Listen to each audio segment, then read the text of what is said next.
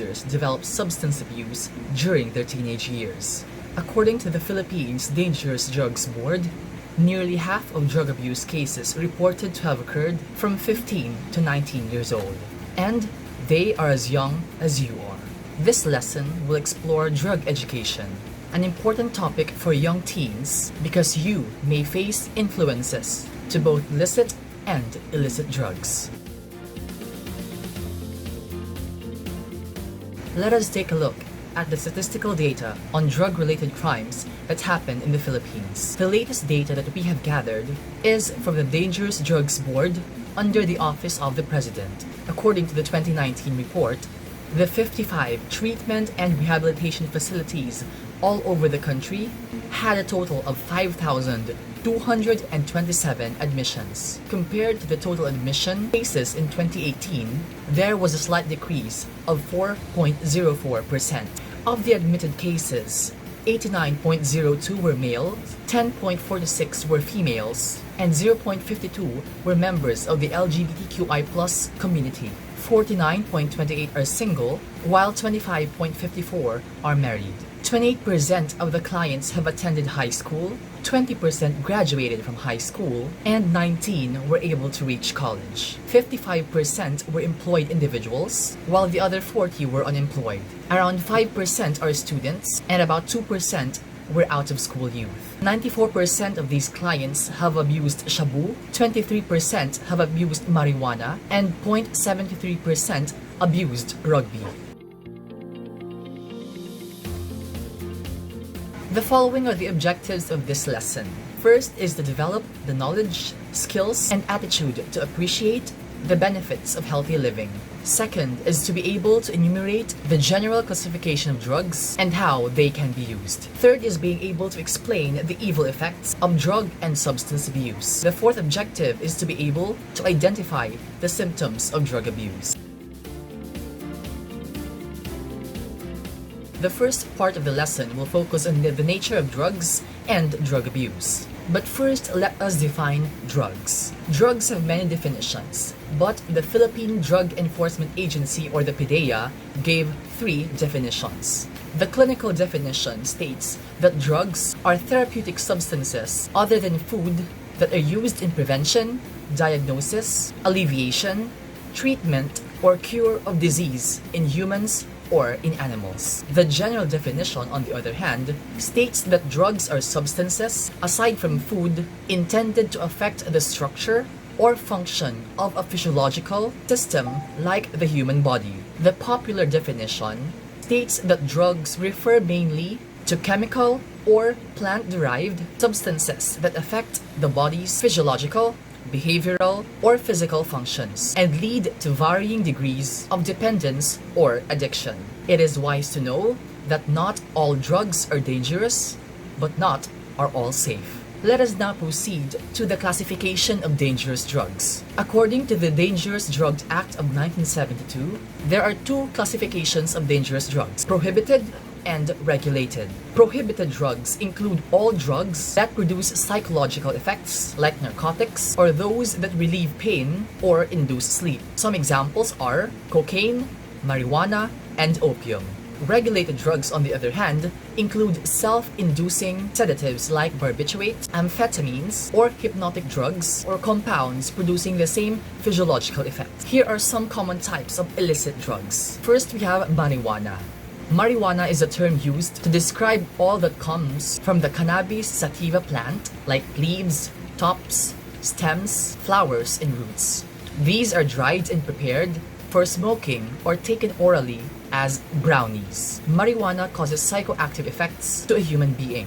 Adverse effects include the following: impairment of memory and short-term cognitive function, impairment of motor skills, premature babies or stillbirth, panic or state of anxiety, motivational syndrome, burnout, susceptibility to infections, decreased sperm production for men, decreased testosterone levels, and symptoms of mental illness. Next, we have methamphetamine hydrochloride, also known as shabu. Methamphetamine hydrochloride, otherwise known as shabu, or poor man's cocaine, is a white, odorless crystal or crystalline powder with a bitter, numbing taste. This drug can be taken through ingestion, inhalation, or injection. Adverse effects include the following: anxiety, tension and irritability, loss of appetite, and the inability to sleep, euphoria or elation, and acute psychic reactions. Physiological effects include chest pains, irregularity of heartbeat, elevated or lowered blood pressure, evidence of weight loss, convulsion, and death from cardiac arrest. Long-term effects include psychiatric consequences such as paranoia, psychosis like that of schizophrenia, difficulty in concentrating and remembering things, difficulty in coping with problems, and loss of interest in sex, ambition, or motivation. Injecting shabu from contaminated needles can lead to poisoning and AIDS, which could cause death. Next, we have inhalants. Abuse of inhalants come in the form of deliberate inhalation of volatile chemical substances that contain psychoactive vapors, causing a state of intoxication. Common examples of inhalants are nail polish remover or acetone, glue or rugby, gasoline, household cleaners, and nitrous oxide. Immediate effects include confusion, distorted perception of time and distance, aggressive or violent behavior, hallucinations, illusions, nausea and vomiting, and drowsiness. Delayed effects may include loss of memory, inability to think, muscle cramps and weakness, numbness of the limbs, abdominal pains, damage to the central nervous system, the kidney, the liver, and possibly the bone marrow. Next, we have ecstasy. Methylene dioxymethamphetamine, or ecstasy, is a term that refers to the amphetamine family of illicit drugs. This was originally developed as an appetite suppressant. Adverse effects of ecstasy may include fatigue and perhaps depression, restlessness and anxiety, nausea and vomiting, rise in blood pressure and heart rate. Prolonged use may cause neurotoxicity as well as brain and liver damage. Next, we have opiates or narcotics. Narcotics are drugs used to relieve pain. Opium refers to the coagulated juice of the opium poppy. Potential for abuse of this drug is very high. Next, we have cocaine. Cocaine comes from the leaves of the erythrocylon coca plant. This drug primarily affects the central nervous system as a stimulant. Next, we have sedatives. Sedative hypnotics such as tranquilizers, sleeping pills, and sedatives which depress or slow down body functions. These drugs can be dangerous when taken without a prescription or proper instructions. Next, we have steroids. Anabolic steroids are not the same as the kind used in medicine to reduce inflammation. These substances, on the other hand, are used to build muscle mass and strength. These typically consist of male hormones that can be damaging when used without a medical prescription. Next is tobacco. Tobacco is often smoked in the form of cigarettes or cigars or chewed. It contains nicotine, which is a stimulant and a highly addictive substance known to cause cancer and other diseases. Finally, we have nicotine. When tobacco smoke is inhaled, nicotine is absorbed through the lungs and reaches the brain in about 7 seconds. Nicotine works by mimicking the actions of a naturally occurring brain chemical called acetylcholine by docking with its special receptors. Some of these nicotine receptors in the brain activate part of the pleasure center, which could be responsible for nicotine's euphoric effects. 9 out of 10 smokers say that they like to quit smoking, but they could not. Nicotine withdrawal symptoms may include irritability, anxiety, loss of concentration, and sleeplessness. Now that we were able to talk about the common examples of illicit drugs, let's now look into what are the possible reasons why people engage in illicit drugs or activities involving illicit drugs. First reason is curiosity.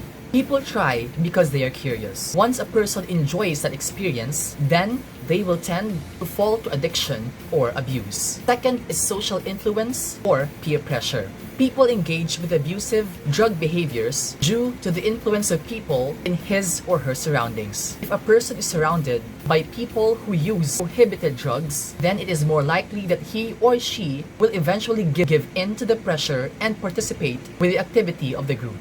The third reason is the feeling of new sensations a person gets from the use of drugs. A new experience can lead to addiction because a person tends to lean towards newer experiences. Having new experiences and sensations make you want to experience them more, which is a slippery slope to drug addiction or drug abuse. The fourth reason is rebellion and willingness to take risks. The sense of bravery brought by a rebellious attitude makes the person want to defy norms and want to try things considered as bad and illegal. The fifth and last reason why people abuse drugs is escapism.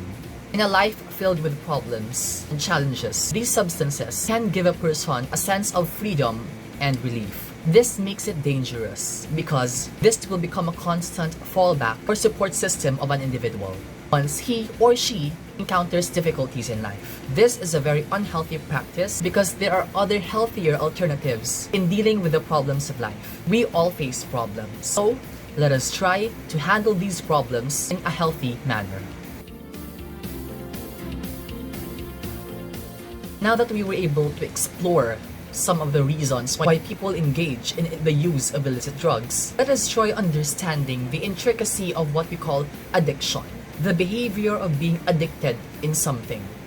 And we can do this by using the BioPsychosocial Model as our point of view. When it comes to understanding behavior, including addiction, there are multiple approaches that can be taken. The three most common are biological approach, psychological approach, and the social approach. In the field of addiction, these three models and those who follow them are often at war, believing their way is the best and offers one true solution.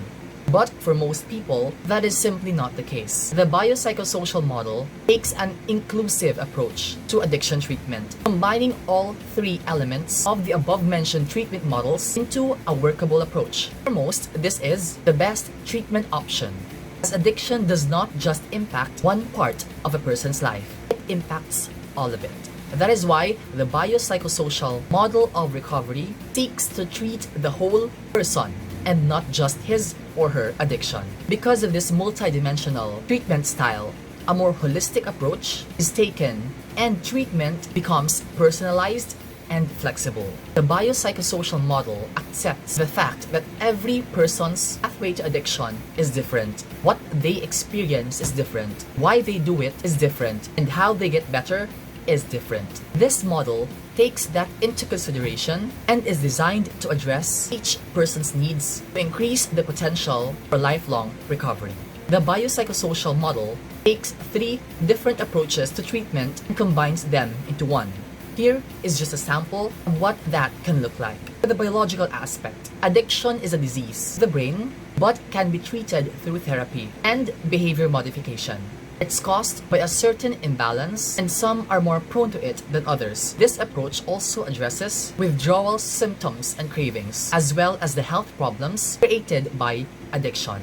The psychological aspect focuses on the psychological causes of addiction and the impacts it has. This can include past trauma, depression, and low self-esteem, and the impact drug and alcohol abuse have on the mental health and the well-being of the person.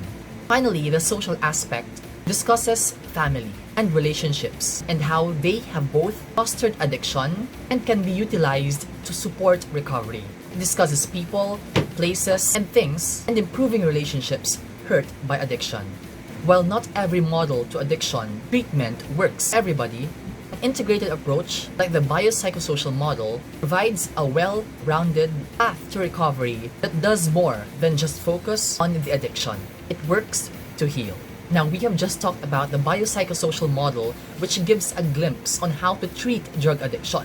Now, before we move on to the other modes or types of treatment that we can offer or we have, let's first discuss what drug dependency and drug addiction is. Drug dependence is the overuse of a drug without the regard to the accepted medical practice, resulting in the individual's physical, mental, emotional, and behavioral impairment. Now let's take a look at the signs or symptoms of drug dependency. Although there are no physical signs that immediately relate to drug dependency, there are certain behavioral changes that may suggest that a person is drug dependent. But a disclaimer, these signs do not always indicate drug dependency. Okay, so the first sign we have is mood swings or explosive outbursts. Second, staying out late or not coming home at night. Next, frequent absences from work or school or declining work or school performance. Number 4, unexplained need for money or sudden loss of money and valuables. Number 5, less extracurricular activities, social withdrawal, and minimal interaction with the family. Next, sudden or noticeable change in friends, tiredness, or changes in sleep patterns, changes in eating patterns, impaired memory and poor concentration, bloodshot eyes or glassy eyes, lethargy or loss of motivation, and finally, deterioration of physical appearance and grooming. So those were the signs of drug dependency. Now let's move on to drug abuse. Drug abuse or drug addiction is defined as not having control over doing, taking, or using something until it becomes harmful. Being addicted to something means having a difficult time without it during the day.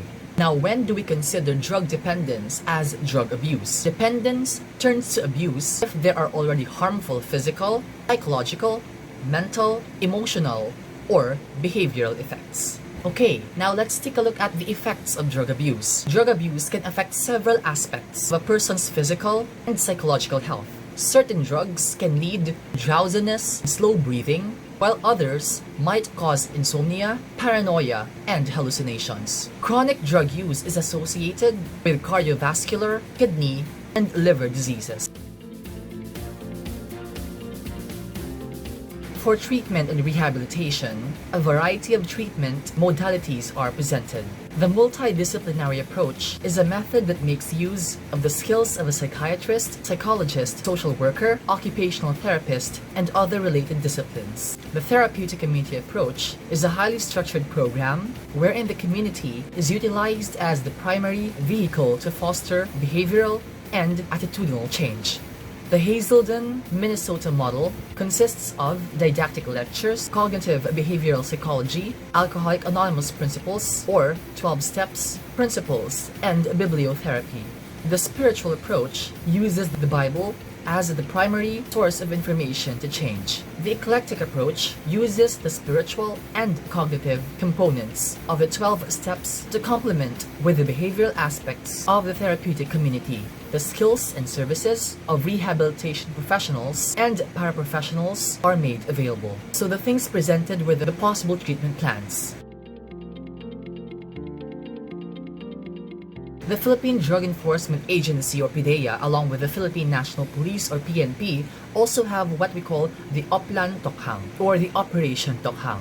So the main mission of the Operation Tokhal of the Philippine National Police is to clear all drug-affected barangays across the country, conduct no-let-up operations against illegal drug personalities, and dismantle drug syndicates. The project has 5 primary stages. First is the collection and validation of information stage. Second is the coordination stage. Third is the house-to-house visitation stage. Fourth, processing and documentation stage. And the final stage is the monitoring and evaluation.